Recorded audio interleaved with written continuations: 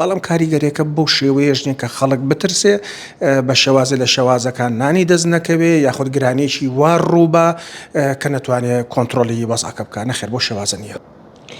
بەهۆی گژی و ئاڵۆزەکانی ناوچەکە شەڕی نێوان ئەمریکا و ئیسرائیل و ئێران ئەمە کاریگەری لە سەر بازاڕی هەرێمی کوردستان و عێراقیش دروست کردووە بە تایبەتی هەرێمی کوردستان وای کردووە کە لە هەندێک لە شوێنەکاندا نرخی شتومەک و پێداویستی گران ببێت بۆیە بەردەوام لایەنی پەیوەنددار سەرقاڵی چاودێریکردنی بازار و ڕێخستنەوەی بازاڕن. من ئەمڕۆ هاتوومەتە لای شارەزایەکی بواری بازرگانی و کارژێڕی تاوەکو لێکەوتەکانی ئەم شەڕەمان بۆ باس بکات ئایا تا چەندێک کاریگەری لەسەر ژیانی خەڵکە بێت. لێرە دکتۆر ئەودێر عەبدولواحیدی لێ سڵاو دەبێت کاک دکتۆر ئەم کاتەوە باش ئەگەر ئەم شەڕە بەردەوامی هەبێت دۆخ و گوزەرانی هاوڵاتیان چیتری بەسەرایەت؟ وا دیارە با بڵێن دروستبوونی شەڕ لە هەر وڵاتێکە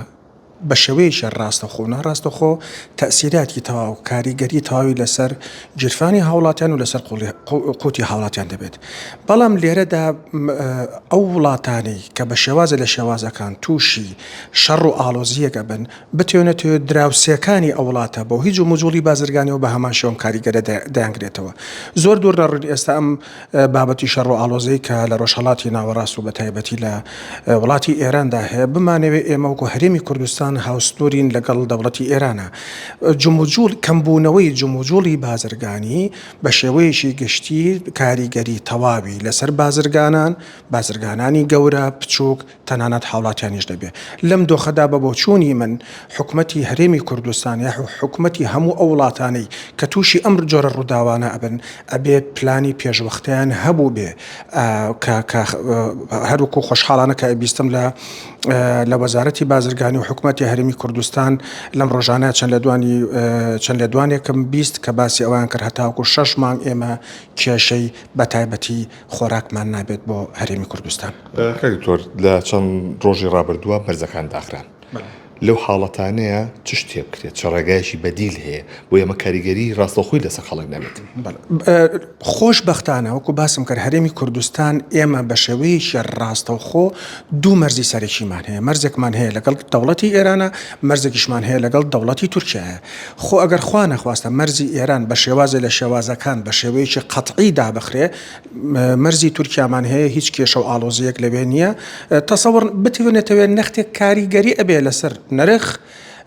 لەسەر جموجۆڵی بازرگانی لەسەر داهات بۆ مەرزەکان داهات بۆ شارەکان داهات بۆ حکومەتی هەرێمی کوردستان ئەمە کاریگەری ئەبێ لەسەر مەسەلەن ئەو 120 ملیاری تەنانەت حکومەتی هەرێمی کوردستان ئەینێرێ بۆ وەزارەتی مالیە بۆ ئەوەی تەکمیلی موچەی ئەمانە کاریگەری ئەبێ. بەڵام کاریگەریەکە بەو شێوەیەژنی کە خەڵک بترسێ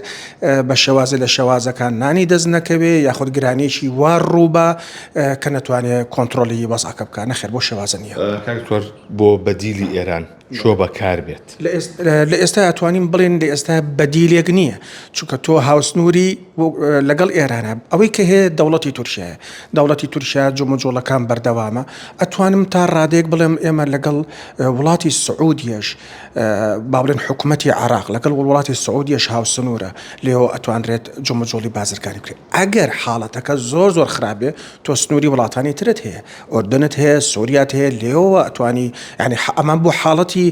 ئەوەی کاڵەیەکەوێتە ئینزاری با و جیم و ئەمانەوە بۆ حاڵەتە بەس ئیشەڵا ناگاتەوە حاڵەتە من بڕام وایە هەر ئاوا تا فترێشکە ئیشەڵا شتە باشە بێ. وەکو پسپۆڕانی بواری بازرگانی و کارژێڕی و ئابووری ئێوە ئامۆژگاریتان چێ بۆ هاوڵاتیان هەم بۆ حکومەتیش چی بکەن؟ بە بۆچوونی من یعنی من بەڕاستی لە شخصی خۆم لە ماڵی خۆما هیچ گۆڕانکەڕێ لە ژیانی منە ڕووی نایەوە نەهاتووم بە پەلەپەر ڕاکەم ئەوە بکڕم و ئەوە بێن پێویست بەوە ناکە. ئێمە ئەم شەڕانەی کە ئێستا لەم وڵاتانە هەیە وەکو شەڕی جاران نییە وەلو من پسپۆڕی سیاسی و ئاسکەری نیم بەڵام ئەوەی کە خوێندنەوەمان هەیە لە ڕۆ بازرگانی و ئابوووریەکەوە بە شێوازێکی وا درێژە بکێشەی ئیترنان نەبێ بیخۆی. فلەبەرەوە بەڕێی من پێویست ناکە بە شێوازێ لە شێوازەکان تا ڕادەیەک ئەگەر کەسێ بێوێ کاتێک هاچە بازاڕەکە لە مارکێتەکە لەو پێش مەسەلەن دەبێ ئاوی کڕبێبی کا بە دوو دەبە ئەو تا ڕادێمە کێشەیەکی وانە بەس بچێ بە کارتۆن و بەتەن ئاو بخوا ئەی دوایەوە چیەکە یعنی ئەمە تەنها کاریگەری با بڵین خراپ لە ناو بازاڕەکە دانێ ئەم هەموو خەڵکە ڕاکە هەمووی ئاو بکڕێتەوە هەمی ڕاکەمی برنج بکڕ ئەی دوای ئەوە چی ڕۆیە خۆ لەو پێشیش بیرمان بێ کاکدی لە ماوەیەک لەمە پێش ئەو ئالۆزەی کە هەبوو بۆ ماوەی 12 شەڕی 12 ڕۆژە ئەو کاتەش خەڵک نەیانەزانی چی ڕۆیەوە نەزانی ئەمە شەڕێکی زۆر دوور و درێژە بێ بەڵام دە 12 ڕۆژێکی خەیان بینیمان لە سەرەتای یەک ڕۆژی یەکەم و دووەمی شەڕەکەەوە خەڵک زۆر ڕای کرد بۆ مارکێتەکان و بۆ ئەوەی خۆراشی کڕی پێدا وەلەو حەقێتی خەڵک هەیە مناڵی هەیە التیزاماتی هەیە نەخۆشی هەیە ئەمە حەقی خۆیەتی بەڵام من ئەڵێم بەو شێوەیە پێویست بە ترس ناکات ئێمە هاوسورین لەگەڵ زۆربەی زۆری وڵاتەکانە هێشتا نەگەیشتونەتە ئەو ڕادەیە کە هەرچی سنووری خۆراکی و پێداویستی دەرمانە لێماندا بخرێت حکوومەتی هەرێمی کوردستان پلانی هەیە حکوومەتی عراق پلانی هەیە بە بۆچوونی من پێویست بە ترسە ناکە لەم حاڵەتەیە پێداویستی سەرەکی دابیم کرێت یا عەرزە و خان و ئاڵتۆم کڕێ خەڵک ئەگە پاری پێبوو من ئەمە ئەەکەم بە دوو بەشەوە بۆ ئەو کەسانی کە ژیانێکی داهاتی ناوەندیان هەیە پێداویستی ڕۆژانی خۆیان بەس بۆ ئەو کەسانی کە بازرگانی ئەەکەن یاخود کە بزنسمانن پارەیان هەیە ئێستا نازانن چی بکەن خۆی بتێونێتەوە لە ڕۆ بازرگانیەکەوە ئێمە شتێکمان هەیە لە بازرگانە پێوترێ کاڵکوڵیشن ریسک واتە تۆ یەیت مجازەفەیەکەکە ریسکێک ئەەکەی بەڵام حساباتی تایە مثلەن تۆ ریسک خۆی نای خۆی بخۆیتەوە کاتێک کە تۆ ریسکی شتێکەکەی یعنی $100 ئەی بە شتێک ئەڵی نازانی ئەم شتم $100ەکەم ئەڕۆیە ئەبێ بە $200 بەڵام شتێک کاتێک کە بڵێن ئەو شتێک کە پێوترێک کاڵکوڵیشن ریسک تۆ لە سا هەفتە بۆ 75 بەرچاوڕوونی لێ دیارە ئەو $100 و لەکوێیە لە سا $70 زەمان کردووە $75 زەمان کردووە بە $25ەکەی ریسکەکەی لەم کاتانەیە من بۆ چوونێکم هەیە وەکو شخصی خۆم نازانم ئیتر لەوانەیە ئەمە هەڵە بێ یاخۆت کەسیش کە ڕێی وای نەبێ لە کاتی ئەم ئالۆزی و گرژانەیە پێویستەکە مڵک بکڕی بەڵێ پێویستەکە مڵک بکڕی من خۆم بۆ چوونم وایە لە کاتی شەڕ و ئالۆزیاک ئەم جۆرە شەڕ و ئالۆزی کە لە بەرچاومان دیارە پێویستەکە مڵک بکڕی ئەی وەکو ئاڵتۆن و زی و ئەو کانزاکان بابەتی ئاڵتۆن و زی و کازاکان مڵک تا ڕادێک ئەتوانی بڵێ نرخەکەی لە لای خۆتە کاکدیلان من پارچەیە زەوی ئەبیدەم ئەم پارچە زەویە بای $100,000 من ئەڵم $50,000 پێم $70,000 سعر لە لای منە نرخ لە لای منە بەس بە حکمی ئەوەی ئاڵتۆن و زی و ئەمە هەر ئەم پێرێ یعنی لە ماوەی چەند کاژێرێکی زۆر کەمە وڵی وازم خوتبەکەی یەکەمی وتاری یەکەمی سەرۆک ترامپ لەگەڵ وتاری دومیە وابزانم چەند خولێکێکی بین بوو لەم بینە نەود لە $100 و لە $104 دابەزی بۆ $89 بۆچی لەبەرەوەی نرخی کانزاکان بە شێوەیەکی گشتی نەود لە دەسەڵاتی ئێمانیە لە دەسەڵاتی بازرگانان نییە مادەم نرخەکە من دیاری ناکەم مادەم من ڕەم نییە لەسەر نرخەکە بە بۆچوونی من نا چونکە یاریشی زۆرەکە لە ئێستا کاتی ئەوە نییە کانزاکان بکڕێت بەڵام تەسەوەرەکەم کاتی ئەوە بێ ئەوانی کە لە شەریکاتی گەورە کۆمپانیا گەورەکانی شەکەن من بۆ چوونم وا بۆ کاتێک کە نەوت پێش شەڕەکە پێشەوەی ڕۆژی یەکەم کە دەستی پێکرد $71 $72 $68 لە بینی $72 بوو من خۆم ئەو کاتە ئەگەر هینی ئەوەم هەبووە نەوتم بکڕی هەیە نەوتمەکڕی دەنگۆکی ژەیە کە کوڕەکەی ترەم بای $30 ملیۆن کڕیوە لەو کاتە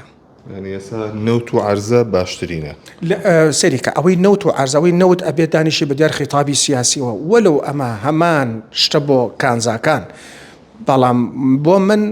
بەنسبەت منەوە بۆ ئەوی لە سەیف سایدابی بۆ بازرگانەکان بەڕێی من لەم کاتە ئەگەر ویستیان شتێک قازانج بکەن بە شتێکی کەم مڵک بکڕن لەو شوێنانی کە شەڕیتە بە تایبەتی ئەو شوێنانی کە بەناڕاستەوە خۆشارەکە گرتوێتەوە بۆ نمونە ئیمارات بۆ نمونە قەتەر بۆ نمونە سعودیە لە ئێستا کاتی ئەوەی مڵکی لێ بکڕی خۆمان لە لای خۆش سەریکە ئەمەی خۆمان شتێکی ترە بابەتی جموجۆڵی بازرگان یاخود بابەتی جموجۆڵی مڵکایەتی لە کوردستانە فترێکی زۆرە دابەزیوە فترێکی زۆرەوە جموجۆڵێکی سست هەیە ئەمەش وابەستە بە ڕێکوتنامێنە حکوومەتی هەرێمی کوردستان و حکوومەتی عراقی و بوو جە و موچە و ئەم بەزمەوە هەیە بە هەمان شێوە ئەوە ژەگرێتەوە بەڵام منوان پێ باشترە لە وڵاتانە چکە ئێرە جموجۆلەکە سستە بازرگان خۆی زانێت چۆن جموجۆلەکە بەڵام شتی شێ کاتێ تۆ لە مڵک لە دەروی وڵاتەگری ئەبێ کە فرۆشتەوە داهاتەکەی بینی تۆ بۆ ناو وڵاتەکە و لە ناو وڵاتەکە تاشتی پێ بکەی نەک من زۆر دژی ئەوەم پارە لە وڵاتەوە لە ناخۆی وڵاتەوە بڕاتە دەروی وڵات ئەگەر بڕاتە دەروی وڵات بۆ هێنانی داهات شتێکی زۆر زۆر باشە. زۆر سپاس بۆ بەڕێستان بەڵێ جوبیستی بوون ئەمە لەبارەی ژیانی هاوڵاتیانەوەی بەهۆی ئەو ئاڵۆزیانی کە هەیە لە ناوچەکەیە تایبەت بەوەی کە لە هەندێک لە شوێنەکاندا نرخ بەرز بۆتەوە بۆیە ئەمە پێویست بەوە ناکە کە بەو شێوازە مەترسی دروست بێت ترس لە هاوڵاتیان دروست بێت لەبەرەوەی کە بەرپرسانی بازرگانی لە هەرێمی کوردستانشە هۆشداری وایان داوەکە خواردنێکی زۆر هەیە خۆراکیشی زۆر هەیە هەم لە غاز هەم لە خۆراک لە چەندی مابەتی دیکە هەیە بۆیە پسپۆڕانی بواری بازرگانیش بە هەمان شێوە دڵنیایی دەدەن بە هاوڵاتیان کە ترسیان نەبێت لەم دۆخە.